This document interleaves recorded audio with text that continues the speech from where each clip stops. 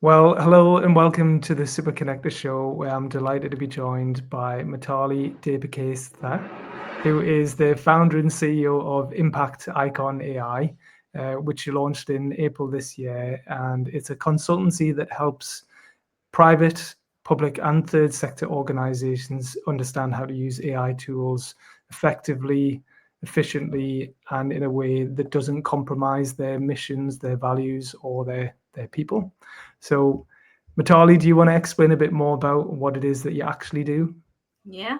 Well, I think you've done a very good job, really. But but yeah, it is implementing AI, which is something that it's not just my belief. I think we've all come around to the idea now that AI really is the next internet, and everyone is already using it, and businesses do need to get on board, as does the public sector, as do the third sector. Um, but I guess what the main, I don't know, you'd call it a USP, I guess, is that my whole thing is ensuring that we're using AI, yes, to make efficiencies, but then redeploying those man hours, that human creativity to elsewhere. Um, that's kind of the big thing. That's what I'm not seeing. I remember first training in AI, over it'll be nearly 2 years ago now, and I kept hearing this concept of, oh, AI is not going to replace people; it's just going to make them more efficient.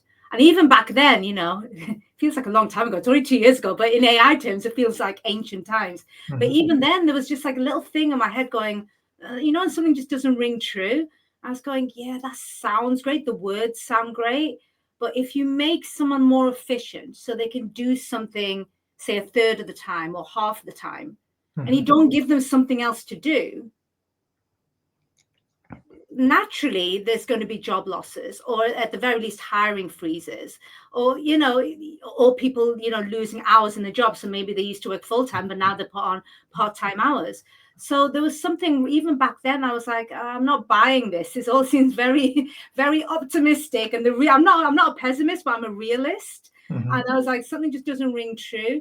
And then I qualified in AI consulting, and I passed my exams in March of this year.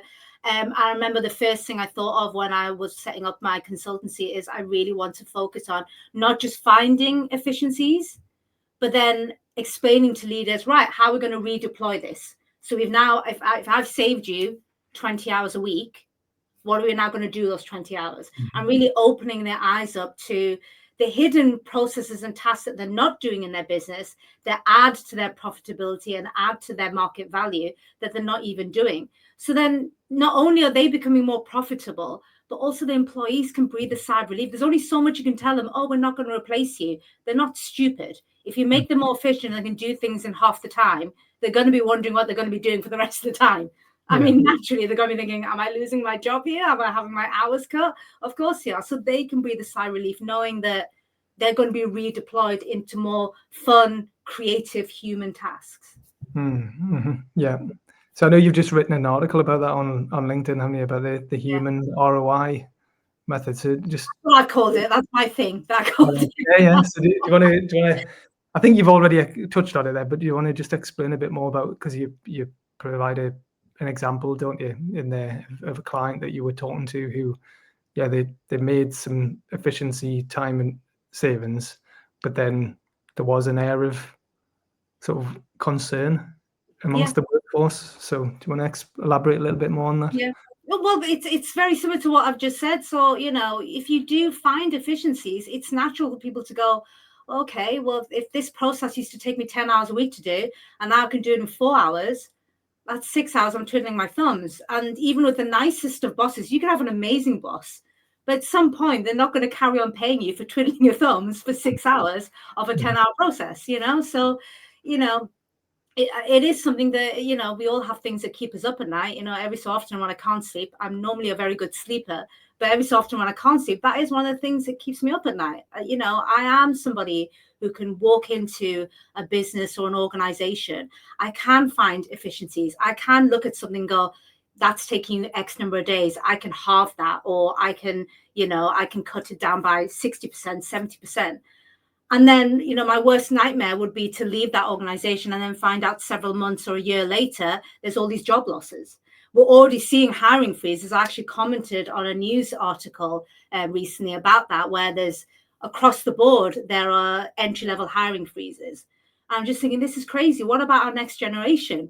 I mean, no wonder there's so many of Gen Z really wary about AI, because they're thinking, hang on a minute, I've been crippled by huge, huge loans that I've taken just to get an education.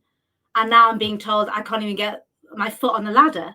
I mean, no wonder. I think we have to really be aware of that, because I think this is the first time in history. I could be wrong. I'd love to be proven wrong. So if anyone's listening to this and goes, no, there's something else, please do let me know. But I think it's the first time in history where we're seeing our young people not getting on board with the new technology. Normally, it's always the other way around. That old joke, if you can't get your TV to work or your camera to work, give it to a 10-year-old, they'll figure it out in about 5 seconds. The young have always been like right on it when it comes to technology, and then it filters through the generations.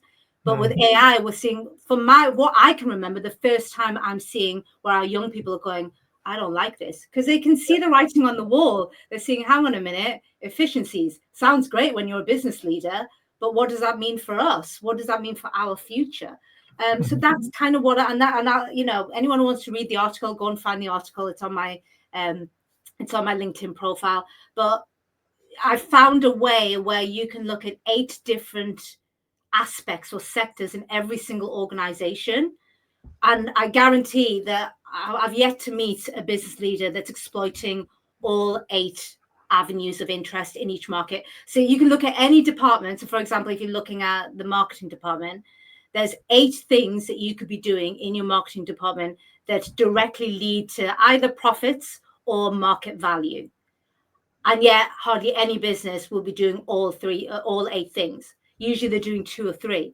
And the goal is, this is how you redeploy efforts. So at the moment in marketing, for example, let's keep it simple. If you've got 3 processes of marketing, maybe you've got somebody who does LinkedIn articles for you, you've got somebody who does SEO for you, whatever. Just think of 3 processes that you do in your marketing department.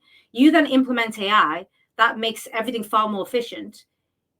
If you don't now give them something else to do, there's going to be at least a hiring freeze, and then later on down the line, hours lost and maybe even job cuts. It's going to end up happening. Whereas if you can open up your mind, you can say, actually, there's 5 other things that I didn't even realize I could be doing in the marketing department. Now you can redeploy the saved time and energy from humans and redeploy them elsewhere. And from what I've seen, it's great for the human beings involved as well, because they have a more varied job. If you're, instead of like doing 2 or 3 things again and again, a bit like a robot, to be honest, if you're overseeing several things, it's actually a lot more interesting. You want to have jobs where it feels like no 2 days are the same. I tend to find the people who are the happiest in their jobs or careers are people who say, oh, no two days are the same. I think somebody said it, didn't it, at the last platform that I was at? Who said that? There was somebody that said no 2 jobs are the same. And I thought, I bet you're happy. I think it was Steve Duche from Nexus. Yes, and he said that absolutely. He said no 2 days are the same. And you instantly go, well, you're having the time of your life in your job, aren't you? Because that's what you want. And that's what this can create.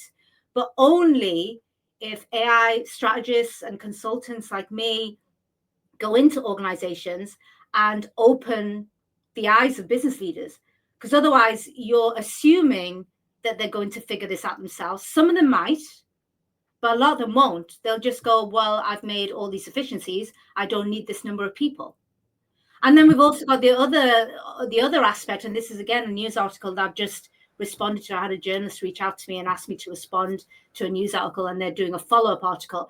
And it was all about how the government has gone on in with AI. And that's great. We want, especially as an AI strategist, I want this government to be all in on AI. It's great news for me. But what they're doing is they're giving tax efficiencies for people who are implementing AI and automation. Wonderful. They're increasing national insurance. So again, you're now incentivizing people to get rid of human beings and use AI and automation. But then you've got no succession planning. Who's going to be your future leaders and your managers? And so there's a lot of things that are coalescing at the moment. And I just think, oh, this is a bit of a time bomb. And I'm trying to do my level best, whatever I can do, to try and navigate and circumvent that, because we really do need to have a future with AI where everyone feels that they've they've benefited from it, and not just the few at the top. At the moment, the words are saying that it's for everybody, but what I'm seeing at the moment is we're heading towards it's going to benefit the few at the top, and it's not going to be, you know, that old saying, the tide that lifts all boats. It's not going to be a tide that lifts all boats. That was amazing. I didn't want to interrupt any of that because it was really good. I'm just gonna go back to a couple of things there. So you talked about young people not being into AI, definitely. So we've got, my partner, we've got 4 kids between us, and I think all 4 of them don't really like AI. They're like, they've all said at different points, "Oh, we don't like it," or one of them's actually said, "I hate AI." And wow. they're a 16-year-old, 2 13-year-olds, and an 11-year-old. So they're really skeptical about it. So you're right, that's interesting. And then nobody likes technology being forced upon them. Mm-hmm. And that's the thing. Like, we don't want technology being done to us. We want to use technology to enable us or support us, but we don't want it forced upon us by the business owners, the business leaders, or whoever, the tech giants who are just forcing this onto us, because let's be real, they're going to make a lot of money, or they are making a lot of money from this. There's a vested interest in pushing and encouraging everybody to use it. And are they really bothered about what the detrimental effect is? I don't think they are. I mean, Sam Altman, he would make a very good Bond villain, I think. I've been thinking more and more. He's a white cat, really, doesn't he? Yeah, I'm sure in his world and the people around him, they're just like, "Oh, this is amazing. Let's just keep pushing." But yeah, there are, but behind closed doors, they will know that it's going to have massive negative impacts on society and job losses, and the world is going to change as a result of it. So I think what you are doing a good job of, and me to a lesser extent, I want people to just like stop and think things through. Don't just rush into something blindly without stopping to think about what the potential ramifications are of this, of implementing this too quickly and too widely across your organization. I mean, we'll talk about the positives in a moment, but like definitely, I don't know, like I think most people would say there are parts of their job or parts of their daily lives that they could quite happily pass over to an AI agent or an AI tool that they don't want to have to do again and again. But there are other things that might to other people be mundane, but they quite like doing. Exactly. And it's understanding that. And I think what's also happening is there's been a rush to implement AI, you know, the whole FOMO effect. And there hasn't been a lot of consultation with people in an organization. And that is so important. You know, you can't just, like you just said before, I couldn't have said it better myself. You can't just impose technology. You know, people don't like something imposed on them. So where was the consultative nature? You know, one thing I'm realizing as an AI strategist is a lot of my work is less to do with the tech and more to do with change management, and really having the ability to go into an organization and speak to everybody. Because the number of times I've walked into an organization and the CEO said, "Oh yes, everyone's on board. They're so excited to meet you, Mitali." And then I've walked in and I can feel it. There's like a couple of eyes going, "You don't like me," you know, and then understanding it's not me, obviously, because they don't know me, but they're wary. They're wary about AI. They're wary. It's not you, it's what you represent, like, or the fear of what might come as a result of this. And this has happened throughout history.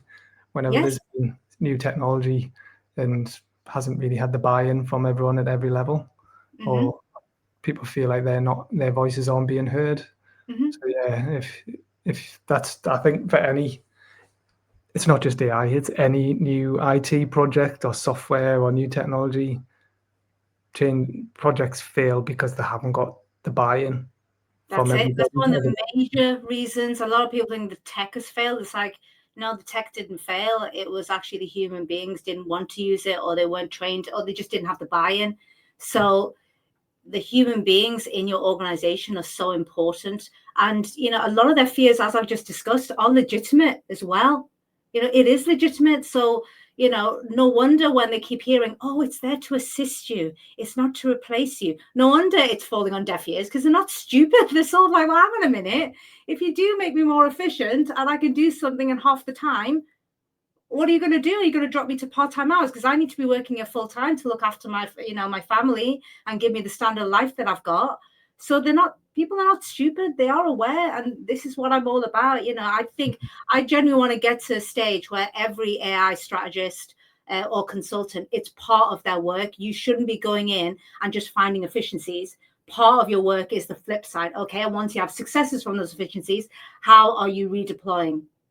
And that should be, it's the two come together. And I do both. Like, I refuse to do just one or the other, So if you get me, and then you get somebody who's going to come in and, yes, find you a ton of efficiencies and cost savings and all the rest of it. But then I'll also be saying, okay, now this is what you could be doing that you're not doing in your business right now, and showing you how you can redeploy it.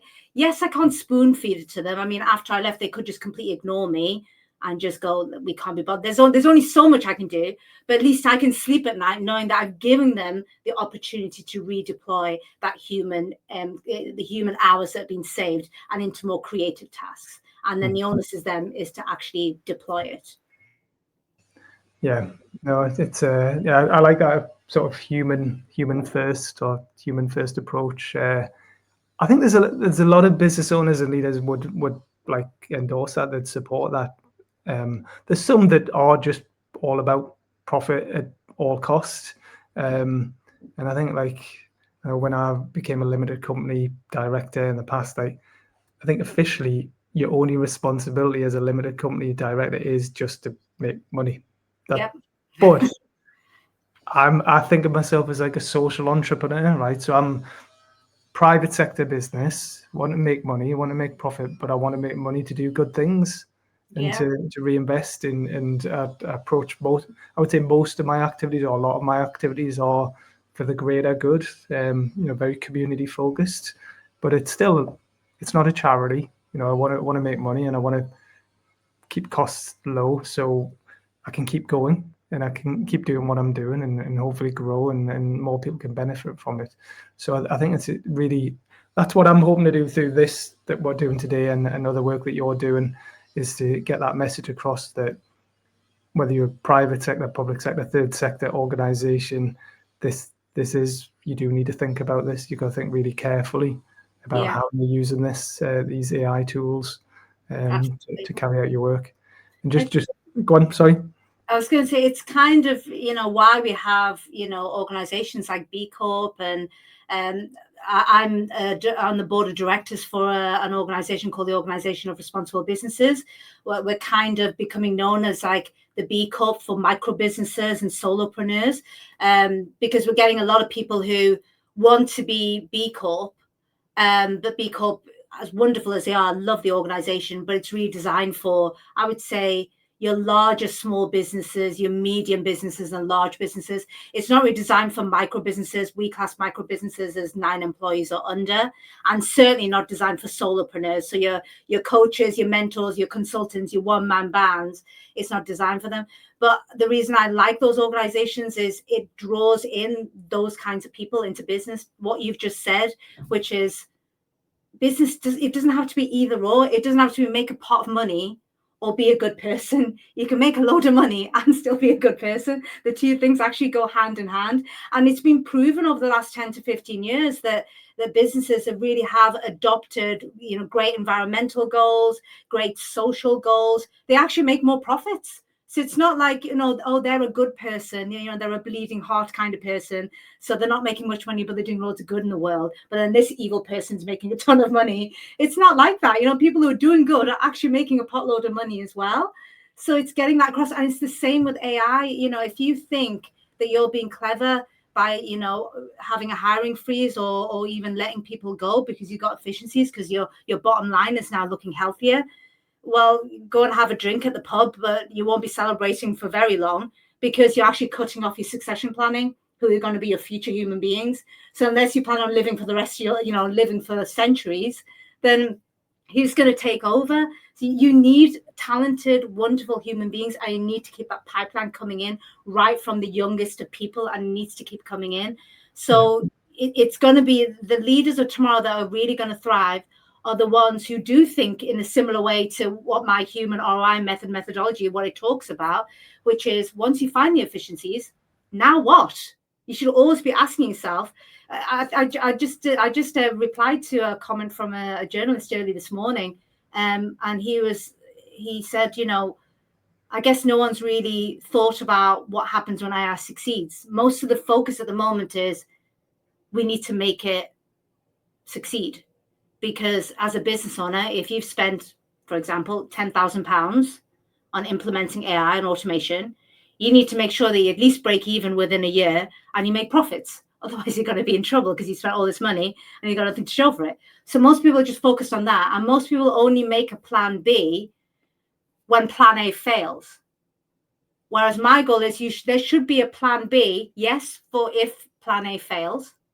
But you should also have a version of plan B for when plan A succeeds. Because when you have a success, what history has shown me is just after a big success, sometimes there's a big failure that comes straight after the big success. So you need a plan B for success. And that's what I hardly see anybody doing that. They're not planning for successful AI implementation. Because what successful AI implementation means is efficiencies, which means you need far fewer human hours to do things.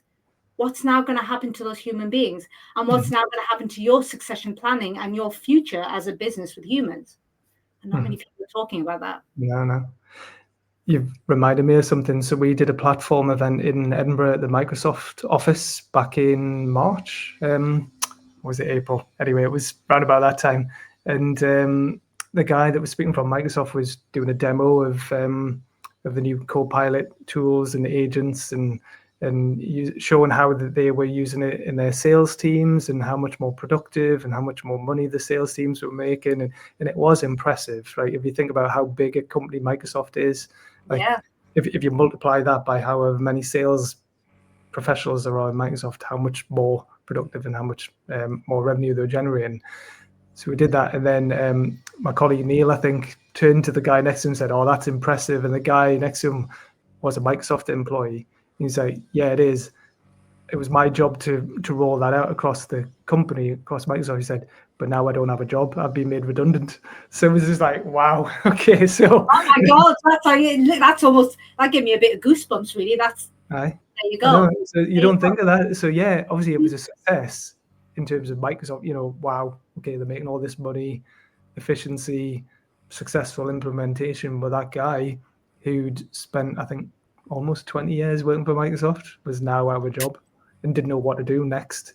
So because what would he? It's not like he can walk into another role like that because all the other roles have as well. So like top of the game, like right at the forefront of this technology. I mean, after the event was over, I spent about half an hour talking to him about, okay, well, you've only ever worked for Microsoft, but your skills and experience and knowledge is so valuable to other companies, but he didn't know a world outside of that company. So he was going to have to really think carefully about his, like, what do I do now?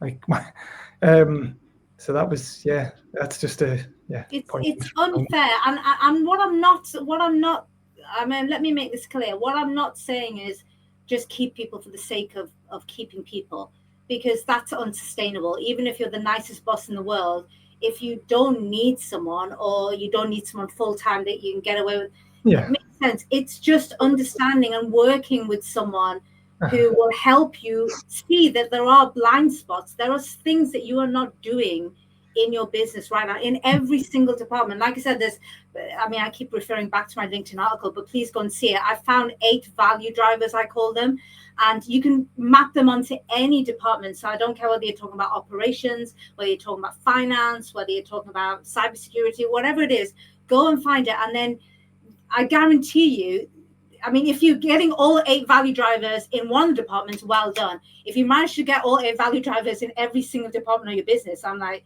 you must be some kind of God, because I've yet to meet somebody who said, yeah, I'm doing all 8 in every single department. And that, by the way, doesn't matter whether you're a large corporation or whether you're just a solopreneur. As a solopreneur, you still have those departments. You just are the department. You are the marketing department, and you are the operations department, and you are the finance department. But even as a solopreneur, you can go through all the different departments that you wear your hats on, and then go, am I doing all 8? And chances are you're not doing all 8. So there's more processes that you can do. So if you're a business leader, it's just opening your eyes and saying, and these are not nice things. It's like, oh, these are nice things to give them things to do so they're not twiddling their thumbs. I'm talking about things that actually add to your bottom line and actually increase your market value. So it has to work both ways. There will be some nice bosses out there who will, for as long as they can, keep on people because they don't want to let them go. But eventually you will be forced to let them go if all you've done with AI is find efficiencies. Mm-hmm. However, if you find other ways to redeploy that human capital, then you're not even being nice now. You're just actually you're acting in the best interest of your business because you're making more money, which you want, and you're being a great person. So it goes back to what I was talking about. You can make a load of money and still be a nice person. They're not two opposite ends that you have to choose from. Yeah, it's good.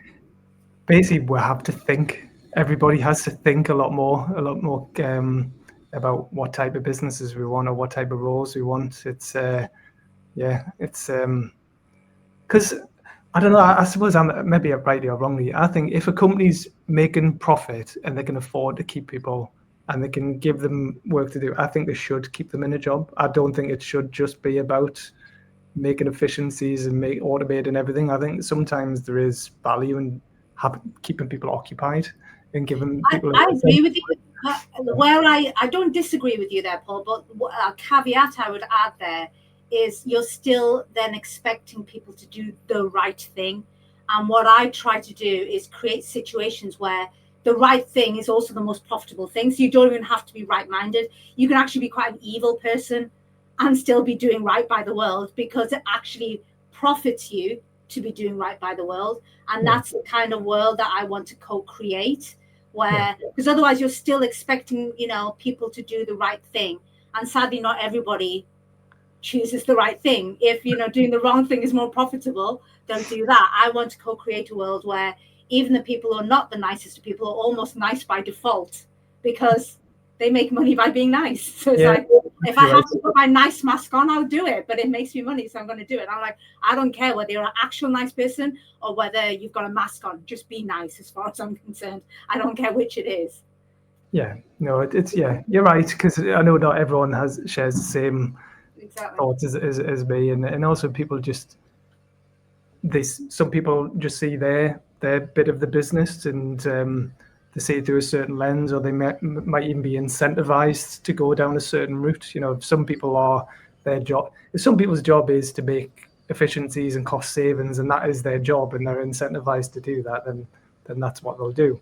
Whereas I think it's the leaders it's their responsibility really to understand this. Just thinking like in people's personal lives as well, though, people are using Uber to get taxis, they're using Deliveroo and Uber Eats and whatever to get takeaway delivered. Yeah, we're making time savings all the time. Yeah. But what are we doing with that extra time? A lot of people are just wasting time. They're just doom scrolling on social media, or they're not doing it. They're not filling that save time with productive things necessarily. Yeah. So it's difficult. And to be honest, you've just hit you've made a really good point there, Paul. Businesses they're not separate, even though legally they're separate entities. That's why we have limited companies, but they are ultimately made up of human beings. So what we're seeing in businesses is just a bigger version of what we see, what you've just described. We've made all these efficiencies, and if we time travel back to like the 40s and 50s, like literally we had to do our own washing, and we had to walk everywhere, and we had to, do everything ourselves, and now we've got all these machines, and we all got all these, platforms and apps that can do all this stuff for us. And yet we seem to like be working even harder. And like, and when we do have time off, we're doing things like doom scrolling or watching nonsense on TV. So we're seeing that, when you get efficiencies, if you don't automatically think of, I'm going to redeploy that, then it will be wasted. It's something that I've just done recently. I found myself, I'd say it happened during the pandemic. I started getting into TikTok. I wish I never bothered. It's so flipping addictive. And and I've got the best feed. It's all like cats and dance challenges, and it's all like fun stuff. I don't really see any of the nasty stuff, and it's just great. And I can end up like literally just on it. I think I've been on it for 10 minutes. I look up, a whole hour's gone by, and I'm just thinking, what have I done? So I've now downloaded a couple of apps that do they do summaries of books that I want to read, but I've never had the chance to read. I'm probably never going to be able to read the full book properly. They do concise summaries, so you get the main learnings of those books and you can read a book in about an hour to 2 hours because it's a concise summary. And I've started doing that. So you have to be very, what's the word I'm looking for? Mindful. If you're going to make some savings here, what are you going to redeploy? So if I'm going to go, get Deliveroo tonight, which means I don't have to cook, so that saved me an hour. What am I going to do with that hour? If you don't think of that, then that hour will be wasted. And what we're seeing in businesses is if you get the efficiencies, then you go, well, I don't need that person, or that person only needs to work part-time now. Yeah. And then that person suffers. Whereas if you sit there and you're mindful about it, you think, actually, what else could I be doing? And there's a whole host of things you could be doing in your business that you're not doing right now that add market value, that add market share, that make you more profitable. There's lots more things that you could be doing. It's just understanding that and being mindful enough to redeploy. Yeah. No, I think people need to be given some guidelines or guidance or encouragement to think of these new things that they could introduce into the business. Because every business, every organization has great ideas in there somewhere. They might not be at the top, they're quite often they're at the sort of grassroots ground level, but giving people permission to surface those ideas and try and do something with them. So if people are saving time and by reducing the amount of repetitive tasks or the mundane tasks or things that they're not enjoying, then are you going to give them space and time to think and to test out new ideas? But that needs to be, people won't necessarily do that on their own. They do need the leaders to give them permission to do that. Exactly. Yeah. You remind me of another thing as well. There's a guy called Naval Ravikant who's I think he's a Silicon Valley investor, entrepreneur, and he's a very philosophical with these musings as well. And I remember a few years ago I listened to a podcast with him, and he was saying what we've all got to be aware of is weaponized distractions. I thought that was awesome. Yeah. Weaponized distractions. Wow. I know, and he's like so right, because you talked about TikTok. I mean, I'm on TikTok a little bit. Like, why am I on TikTok? It's like I'm testing things out and I'm experimenting. I'm putting videos out there where no one's really interested in what I've got to say on TikTok. They're more interested in Instagram, and they're more interested. But LinkedIn is where my audience is. That's where most people are interested in what I've got to say, not TikTok. So, well, you're better than me. At least you're trying something for your business. I'm just out there looking at cats and dogs and doing the next dance challenge. You know what I mean? I'm learning as well. I do follow like entrepreneurs and investors, and it's business people that I'm following. So I am learning, but I've always got to check myself and think I want to be a creator, not a consumer. Yes. So I think that's a key thing, is don't just consume passively all the time. And how are you contributing, and how are you putting positive things out into the world? That's what I'm trying to do. So I don't always get it right, but we're doing it today with this video and this podcast. Hopefully people will benefit from I hope so. Definitely hope so. Yeah, and I think there will. There's people watching it now, and there, no doubt there will be. Whenever I've done these before, there's been usually between 500 and 1,500 people watch these videos or listen to the podcast. So if some of those people, it gets them to stop and think, all right, do we need to be a bit more mindful about what we're doing here? Then I think that's a good thing. That's a positive thing. I think that's the biggest thing. Definitely, I've been part of the organisation Responsible Businesses since I think I joined in 2020 or 2021 during the pandemic. We had lots of downtime in the pandemic, didn't we? So lots of like Googling, and I found this organization. I thought that sounds interesting. So I joined them. And then last year I was promoted on the board of directors. But one of the key things I've learned inside the organization responsible businesses is that word responsibility. It gets bandied around quite a lot, but just understanding that you have a responsibility as a business owner. You have a responsibility to your people, you have a responsibility to your clients, your customers, your community, you have a responsibility to the planet.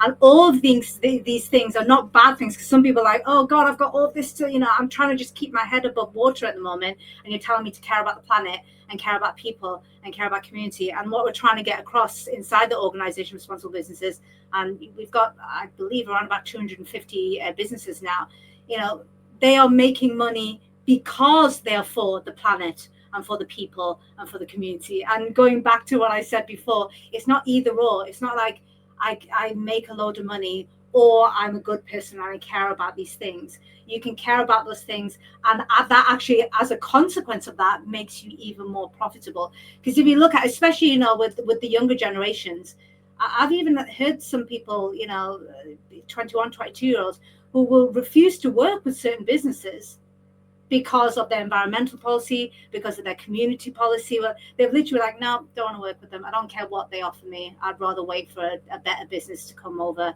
and give me something that I need. They really have a sense of justice, and doing right by the world. So it pays in money, never mind in kindness. In money, it pays to care about those things. And AI implementation is the next layer. If all you're thinking of is efficiencies, you could be doing a very great job of talking the talk and saying, oh, it's for everybody. But, most people have enough brain cells between their ears to go, yeah, it's really for you, isn't it? It's going to save you money. If you've got shareholders, it's going to make you a hero in front of your shareholders now, because you're getting the same output or even more output with fewer people. It's costing you less, so your profit margins are now bursting. So it's people can see through that, whereas when you're aligned, with real purpose and real commitment to people, to community, to planet, whether you're part of Orb or whether you're part of B Corp, other big, there's EcoVadis. There's lots of different designations. They're all really good organizations. I would definitely urge you, I don't care what size of business you are, go and check them out. There will be an accreditation for you, but honestly, doing the right thing and opening your eyes to what it is to be a responsible business owner. Not only is it going to make you feel good about who you are and how you show up in the world, it's going to make you more money. You're going to actually make more profits as well, because it's what people want. Mm-hmm. No, I love that. I think following on from that as well, we talked about young people are quite skeptical or worried about AI. So I think that'll be the next layer, won't it? If people will be looking, young people in particular, not just young people, but people of all ages, but I think a lot of young people will be looking at which companies have a good AI policy. Mm-hmm. So they won't want to work for a company where it's not human-centered and it's just about technology, and they're ended up doing things that they don't want to do, and it's just all about cost savings and efficiencies at all cost, no pun intended. So that's going to have an impact on companies. They're not going to be able to, they're going to struggle to hire talent. Exactly. People are turning against certain companies. Exactly. It's already been shown that being a B Corp or being with Orb or, having an EcoVadis or any of these accreditations does show an uptick in people wanting to work with you, because they see that and they go, oh, that's like a badge of this organization knows how to treat people and planet properly. So it really does work. And this kind of brings me on to, I almost forgot to mention, I can't give full details yet because you're launching this at your platform, aren't we, in November? But there's me and two other AI strategists and consultants in the Northeast, and we've clubbed together. And we've been talking for a while now, several months, and we've been worried about the success of AI. Like I said, most consultants are worried about the failure of AI. They want to make sure they keep their clients happy and they get return on investment for their clients, which is, of course, that's something that I do for my clients as well. We've got to get return on investment. But what they're not doing is seeing the flip side, which is, okay, what happens if we succeed? What then happens? And because of that, there's me and two other consultants, Pascal and Yulia, and we've clubbed together and we're looking at the three major UK AI frameworks at the moment. very long, dusty report. It took me forever to go through it and properly digest it. And no wonder most people are not reading them, because they're really dusty and boring and about 50 pages long. Who wants to read that? And we're condensing everything and creating an AI pledge. So it'll be it'll be 10 points. I believe we're still ironing out the final details, but it's a pledge that businesses can take. And if you just follow these 10 points, you are definitely going to be implementing AI that's ethical, that's human first, not tech first, and you're doing right by people and planet. I can't give you any more details yet, because obviously we're still ironing things out, but that will be launched in November. So keep an eye out for that. Love that. So if anyone's watching or listening to this, the plan is that you're going to talk about that at the platform events in Newcastle, Sunderland, and Middlesbrough in November. Yes. So yeah, if you come along to any of those events, you'll find out more, but no doubt you'll see it online as well. And the little I know about it, I think I'll be putting my name to that as well. I expect you to be the first one, Paul. Oh yeah, no, yeah. Well, yeah, I think I will. I'll be right up there as one of the first. So I know we've talked a bit about the concerns, but like let's flip it. Let's talk about the positives about AI, right? Because there are lots of positives.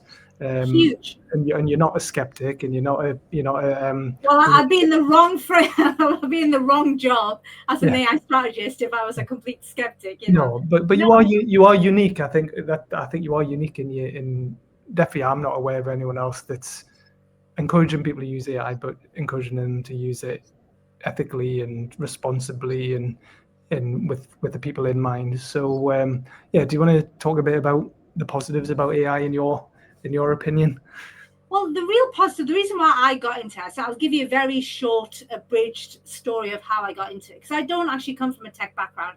And a lot of people who've known me for a number of years, when I tell them that I now do AI, I actually go into businesses and organizations, and like, what? When did that happen? Because it's not like I come from like a tech or an IT background. I always jokingly say my super weapon was words. I'm a former journalist, moved into copywriting and ghostwriting. I ended up ghostwriting 7 books for different people around the world. Then I moved into publishing, helping people write their own books and helping them publish the books. So I've published over 60 authors since 2018. So you can kind of see the progression. And then suddenly AI strategist, which almost makes people go, I don't get the link.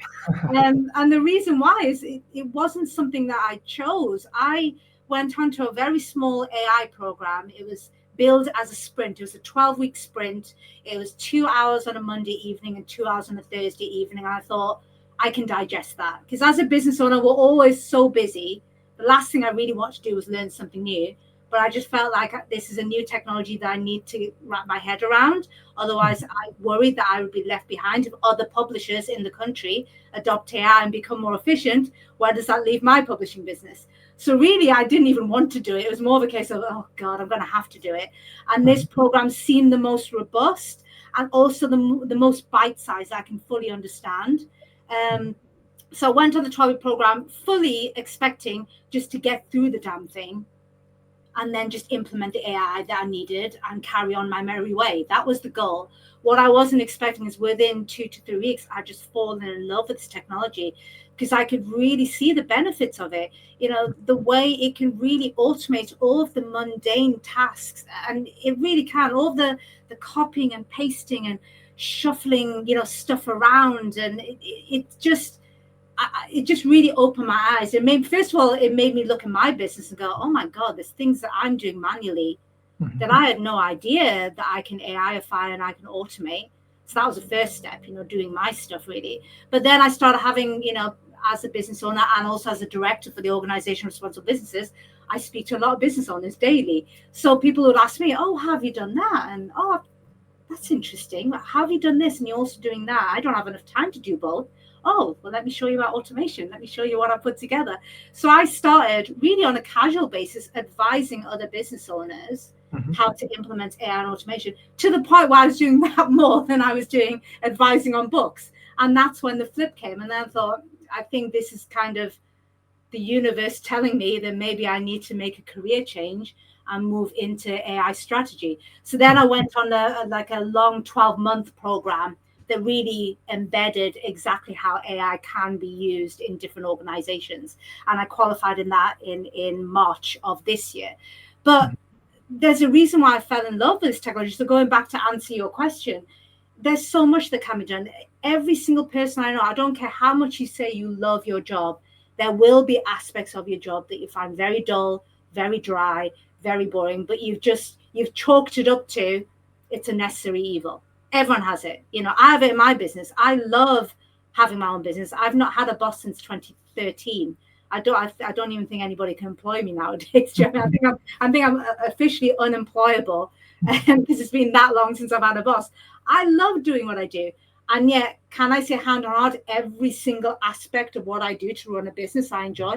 Absolutely not. You should speak to my accountant, by the way, when she starts asking me for invoices. And I'm like, oh, God, it's, and yet I'm now automated a lot of that. So a lot of the invoices and receipts are coming, they automatically now go to her. So I don't have the end of year dread where I'm like, oh God, she needs all this stuff and I got to get it to her by this day. Otherwise HMRC is going to fine me, and I don't have that anymore. I could really see how AI and automation together, and I use both together because automation has existed well before AI. But what I'm now seeing is with the advent of generative AI in 2022 and it becoming public knowledge, it's now opening people's eyes to stuff that isn't even AI. Sometimes when I'm going into an organization and they ask me for AI, and then I actually dig deeper and they say, well, what is it that you actually need? They don't even need AI. It's like, this isn't AI. This is automation. And this has existed, by the way, for about 30 years. And then look at me going, oh, can we have that, please? We're 30 years late, it seems. But it's opened people's eyes up to what is possible. There's so much that AI can be done. We just need to be aware that, like I said, it's jobs that people don't like. And yet, if you don't give them something to replace that, you'll be amazed how many what's that syndrome called? When not Stockholm syndrome. That's when somebody kidnaps you and you end up liking your kidnapper, isn't it? It's not that, but something similar. Maybe it's something you dislike and yet you still hold on to it for dear life.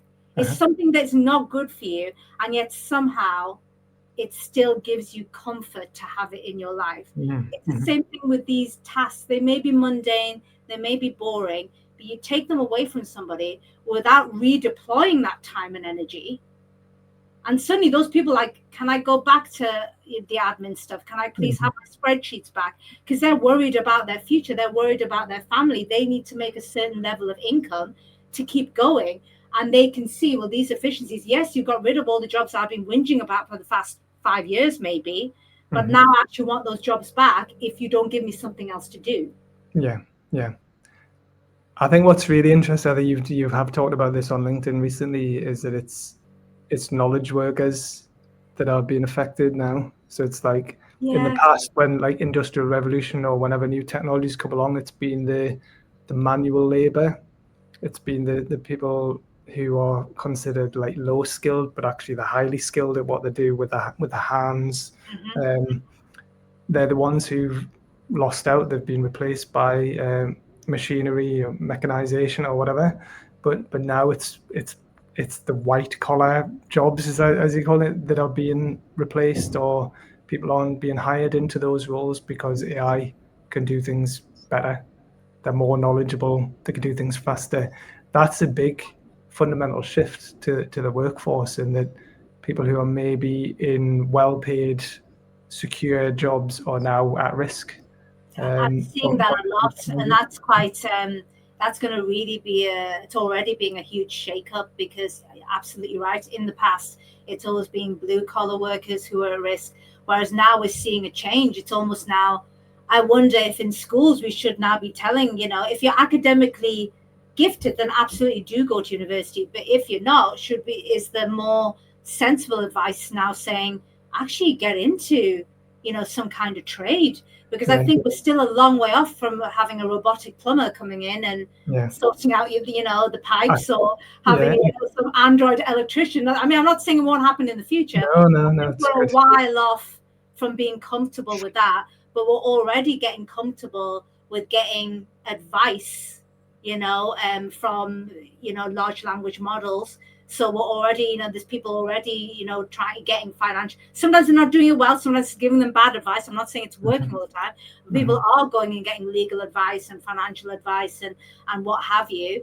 So yeah, this is, I think, again, for the first time, probably the first time in history, where we've got a technology which is actually threatening white collar jobs more than blue collar jobs. Yeah. So that's really interesting to navigate as well.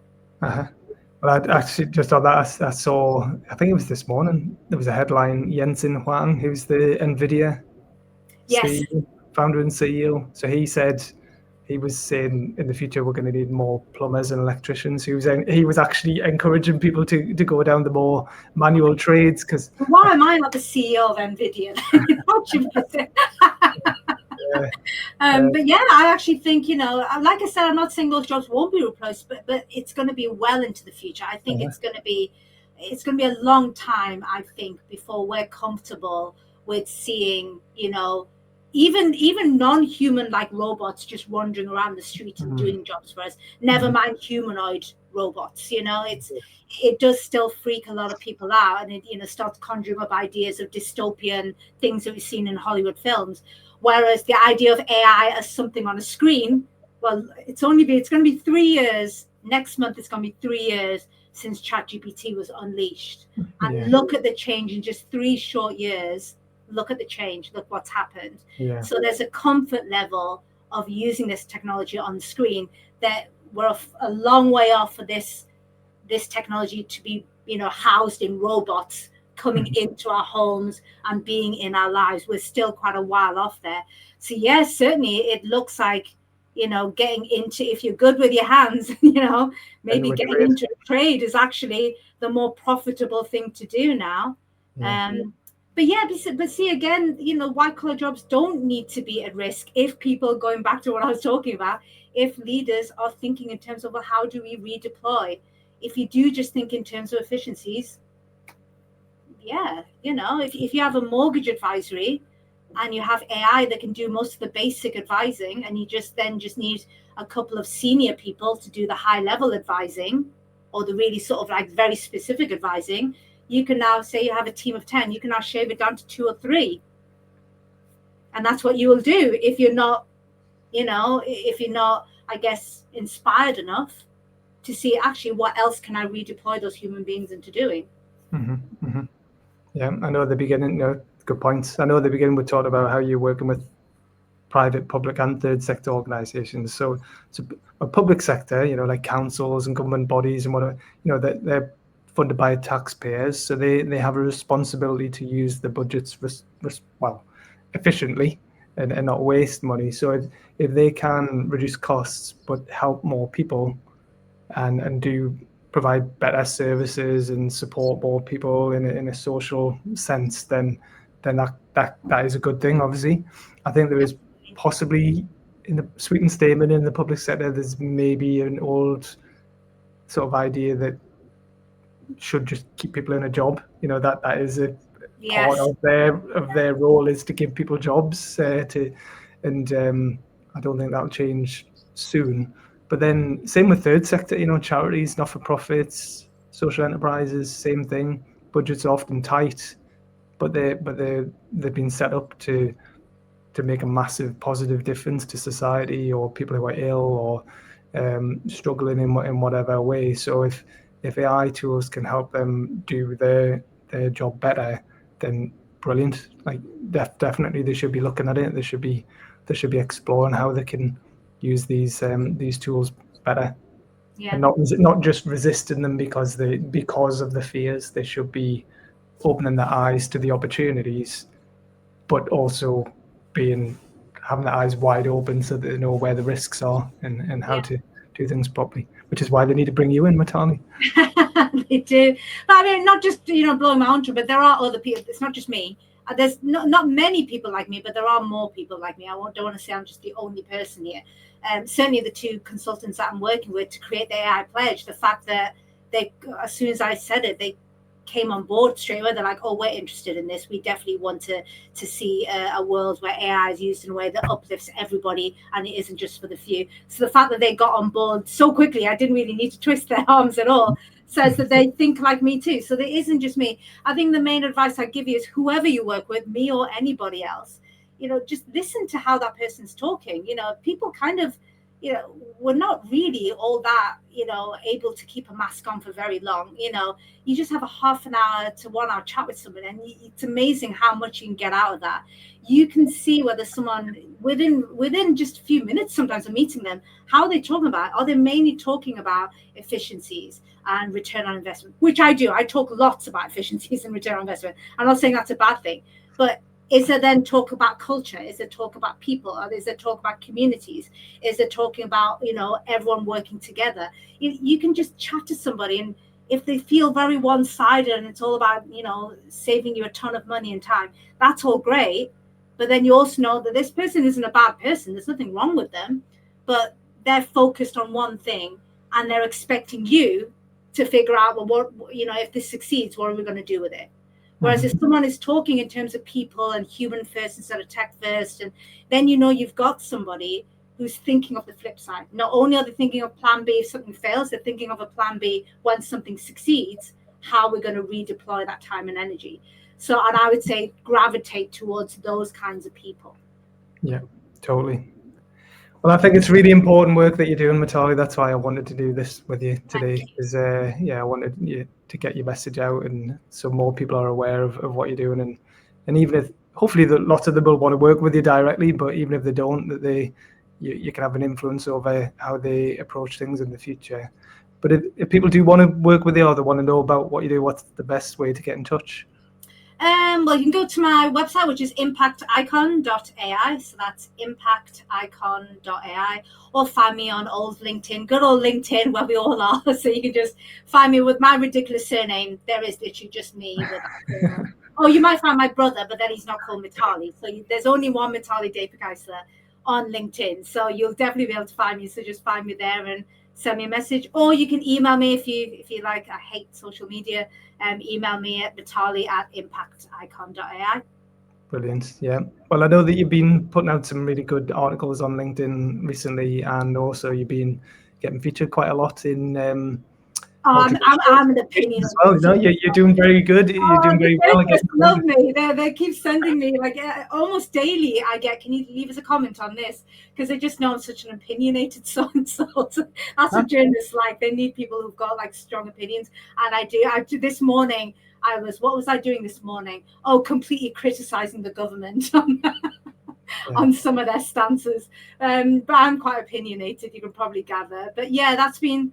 Yeah, sometimes, it's good to have opinions, and I do have quite strong opinions. I'm very pro AI, but there needs to be guardrails. And the law is always several years, never mind months, several years behind anything. And if we wait for the law to catch up, most of the damage is going to be already done. So we need to sort of coalesce together right now as business owners and say, law will catch up, but it's going to take several years for the law to catch up.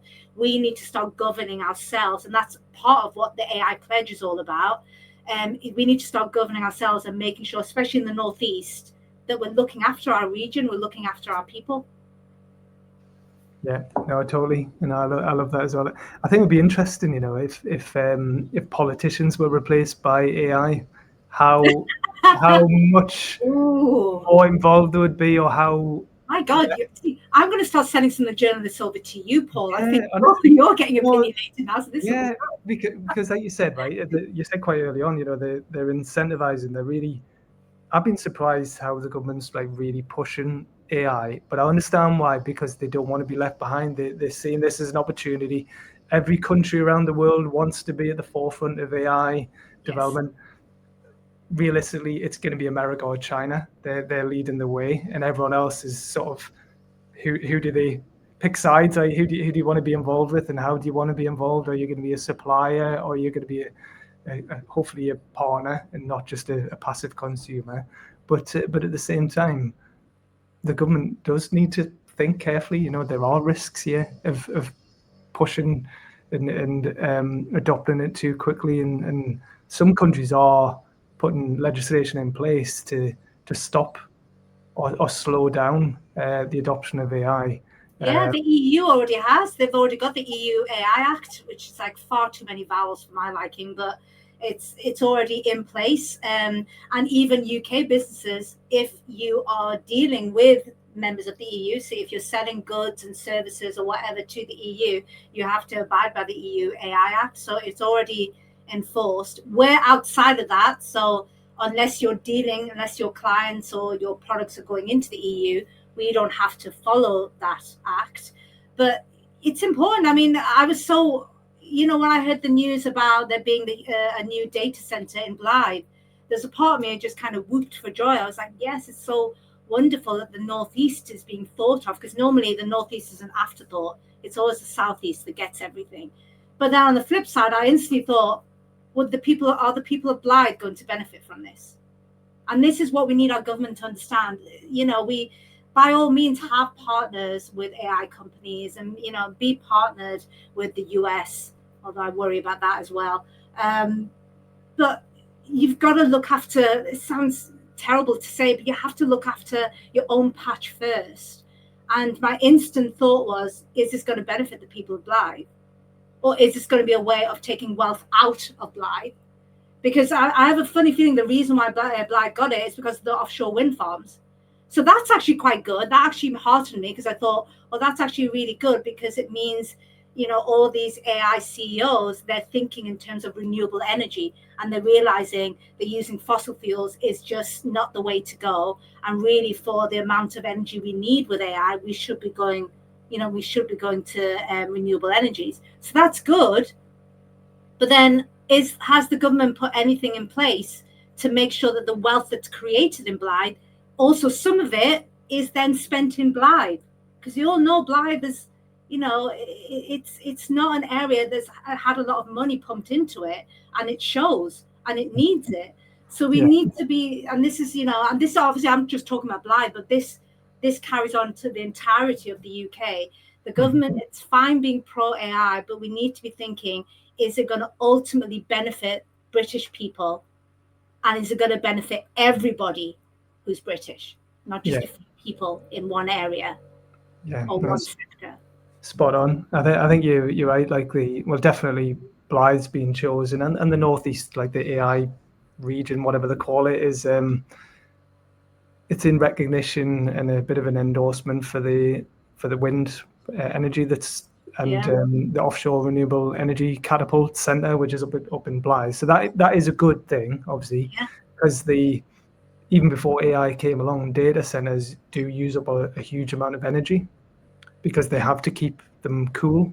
So they have like quite elaborate cooling systems and fans and water cooling. And so, but the AI computers, so I'm probably using the wrong terminology here, are consuming even more energy than the previous data centers. So I can totally see why they're being there. But then obviously, if you're trying to think about the environment, you don't want them using loads of energy. Yes, you want them using wind energy or tidal energy or whatever, renewable energy instead of just fossil fuels. But at what cost?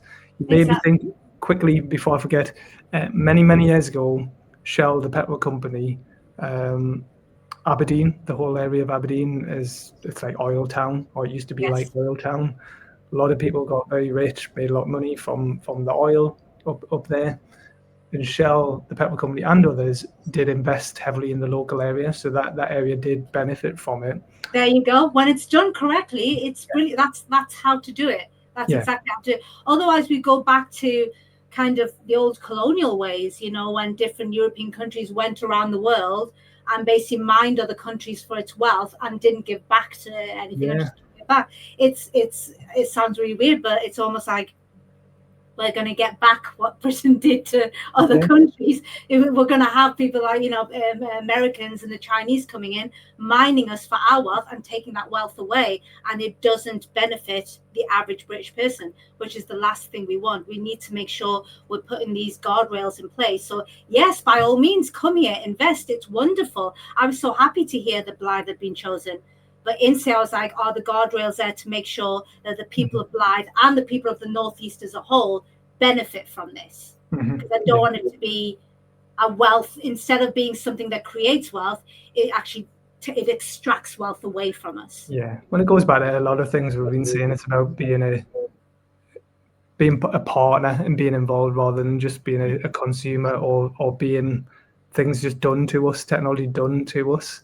Because hopefully, don't know, I haven't been involved in these conversations. Hopefully, like Kim McGuinness, the Northeast Mayor, and other local authorities have been saying to, I think it's Nscale is the company, and they're involved with NVIDIA and OpenAI and various others. Like, yes, you can do this, but you need to put some money back into the region from your huge profits, because that's what Shell had to do. I don't think they would have done it willingly. I think they that's business. Yeah, this is what I mean. I think they had to do it to get buy-in from the locals, and it has benefited Aberdeen. And one upshot from that, they created a thing called Shell Livewire, which is a youth enterprise scheme. I think it was one of the first initiatives set up to support entrepreneurship in the UK. Wow. And it started in Aberdeen, but then it rolled out across the UK. And I know this because I used to work for Shell Livewire. That was my introduction to entrepreneurship, because my job was helping young people aged 16 to 30 explore entrepreneurship and self-employment. And that was going, I think it's still going now, but it was 30 plus years of Shell having a CSR program where they were giving back. However, if you look at the profits, it was a tiny, tiny amount of the profit. Still better than nothing. It's better than nothing. They could have done more though, but better than nothing. So I just hope that, the tech companies follow suit and do something that can really benefit the region. Yeah. Right, with that, I think we'll leave that there. We can talk a lot more about this, but no, fascinating. And I say, I love what you're doing, Mitali, and I'm a big supporter of what you're doing. So, and if anyone watching or listening to this enjoyed it, spread the word, share this, encourage other people to watch or listen, and connect with Mitali and support what she's doing, and sign the pledge as well. Thank you. All right. Thanks, Mitali. See you later. Bye. Bye.